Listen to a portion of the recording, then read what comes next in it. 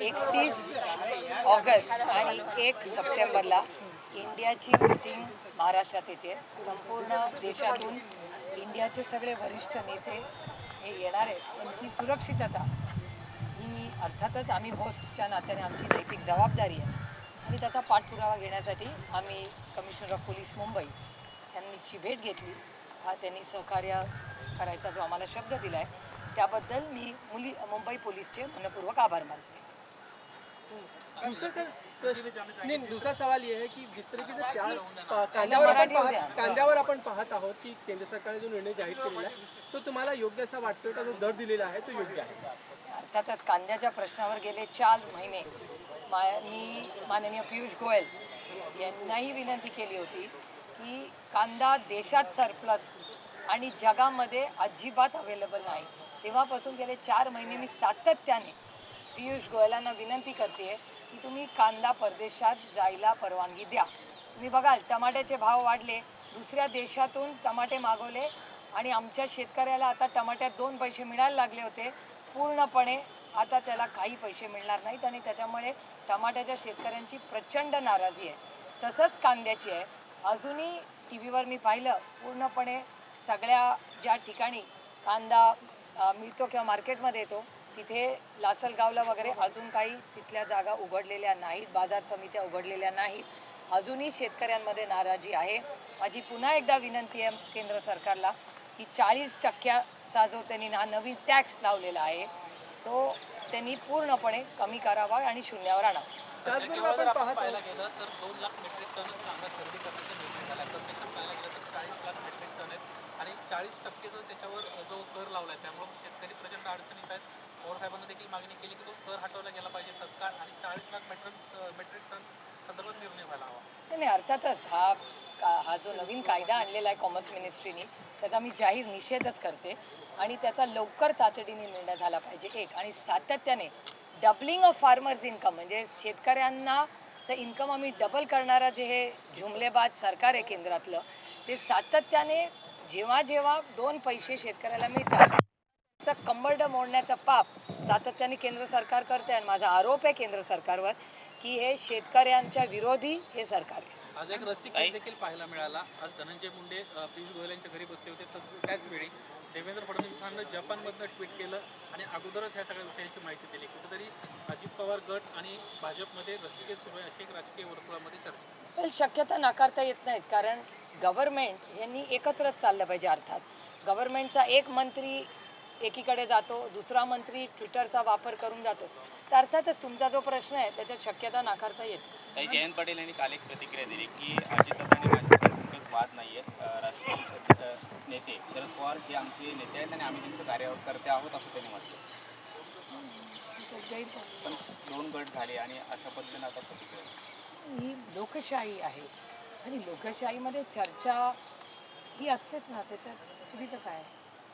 जिस तरह से एक्सपोर्ट ड्यूटी लगाई है प्याज पे लगातार देखा जा रहा है कि किसानों में आक्रोश है, कहीं ना कहीं मांग हो रही है कि उसको रद्द किया जाए, क्या कहेंगे?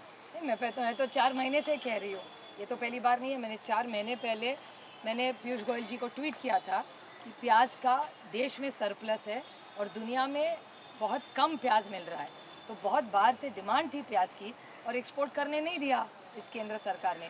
Completely flawed policy for farmers. ये पूरा किसान के खिलाफ ये केंद्र की सरकार है. जो प्राइस रेट बताया गया है जो 2100 रुपये पर क्विंटल देंगे उससे कहीं ना कहीं सहमत है या फिर उसको भी नहीं, बिल्कुल नहीं, बढ़ा के ही देना चाहिए. किसान इस देश का मेहनत करने वाला है. जब कोविड चल रहा था तब सबके लिए लॉकडाउन था, लेकिन जैसे आपने भी बहुत मेहनत की, प्रशासन और डॉक्टर ने की, वैसे किसान ने भी एक दिन का लॉकडाउन नहीं किया और देश में सबको अन्न देने का जो क्रेडिट है वो किसी सरकार का नहीं है, इस देश के किसान है. तो मेरे ख्याल से किसानों को डबल लिंग ऑफ इनकम कहने वाला और एक जुमला ये केंद्र सरकार का आप देख रहे हैं. हम देख रहे हैं कि 2410 की जब वो प्राइस देने की बात करते हैं साथ ही किसान की जो लागत है क्या लगता है लागत उससे निकल जाती है? साथ ही बड़े पैमाने पे तो प्याज अभी भी उपलब्ध है यानी 40 metric ton 2 lakh metric ton तो बहुत ही नाकाफी होगा अगर सरकार लेना भी चाहे.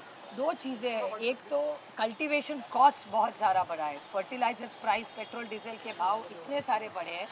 कि किसान को आज बहुत दिक्कत हो रही है एक, और अगर उसको मिनिमम सपोर्ट प्राइस MSP हर चीज़ में नहीं मिले तो बेचारा पैदा क्या करेगा, खाएगा क्या, जिंदा कैसे रहेगा। तो ये बहुत बड़ी दिक्कत है। और मैं फिर कह रही हूँ कि केंद्र की सरकार जो है वो किसान विरोधी है। इसके अलावा हम देख रहे हैं कि जब ट्वीट करते हैं तो एक बार जापान से मुख्यमंत्री ट्वीट करते हैं, यहाँ बैठे हुए कृषि मंत्री को पता ही नहीं होता कि निर्णय बहुत पहले हो चुका है। निर्णय बहुत पहले हो चुका है, कृषि मंत्री सिर्फ दिखावे के लिए भेजे गए थे। पता नहीं, क्लियरली पॉलिसी पैरालिसिस है ये महाराष्ट्र की सरकार में, क्योंकि एक मंत्री को पता नहीं उसके डेप्यूटी CM क्या कर रहे हैं। डेप्यूटी CM कहीं से ट्वीट कर रहे हैं, बेचारा मंत्री दिल्ली जाके कोशिश कर रहा है। तो clearly there is no coordination in this government. एक इम्पोर्टेंट मीटिंग आज हुई, मुंबई कमिश्नर से आप मिले, कई CM leader India opposition meeting में आने वाले हैं, मुंबई पुलिस से क्या करें? नहीं, हमारी सिर्फ विनती थी कि यहाँ हम सब होस्ट है इंडिया मीटिंग के लिए 31 अगस्त और 1 सितंबर को जो मीटिंग होने जा रही है मुंबई में, वहाँ देश से सब देश के वरिष्ठ नेता आ रहे हैं और उनकी सुरक्षितता ये हम सब की जिम्मेदारी है। और इसी के लिए चर्चा करने के लिए हम मुंबई पुलिस को मिलने आए थे। मैं मुंबई पुलिस की तहे दिल से आभारी हूँ कि उन्होंने कहा है कि वो पूरी हमारी मदद करेंगे और अतिथि देवो भव, जो भी देश का बड़ा नेता आएगा उसका स्वागत होगा, उसकी सुरक्षितता की सारी जिम्मेदारी ये मुंबई पुलिस ने ली। आखिरी सवाल है, चंद्रयान को लेकर जिस तरह से बात हो रही है, लगातार पूजा पाठ का दौर भी चालू है, कब सेफली लैंड होगा, क्या फीलिंग्स है? मैं तो साइंटिफिक टेम्पर वाली हूँ। जवाहरलाल नेहरू जी ने कहा था जब वो पहले इस देश के प्रधानमंत्री बने थे कि ज़रूर जो यहाँ की ट्रेडिशन है वो की होनी ही चाहिए, लेकिन देश साइंटिफिक टेम्पर से चलना चाहिए। तो साइंस और विज्ञान से ही देश आगे बढ़ेगा, दुनिया आगे बढ़ेगी। तो मेरे ख्याल से चंद्रयान में हमारे सब साइंटिस्ट हैं, उन्होंने बहुत मेहनत की है और मुझे आई एम वेरी श्योर कि अब हम सबको गुड न्यूज़ ही मिलेगी।